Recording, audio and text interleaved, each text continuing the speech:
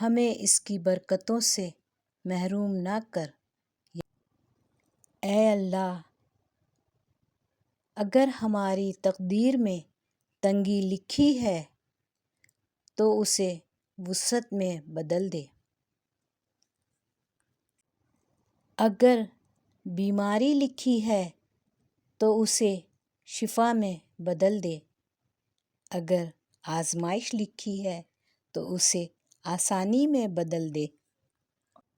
یا اللہ، ہمارے والدین کی مغفرت فرما، ان کی قبروں کو جنت کے باغوں میں سے ایک باغ بنا دے۔ ہمیں رزق حلال عطا فرما اور اس میں برکت عطا فرمائیے۔ یا رب العالمین، بیماروں کو شفا دے۔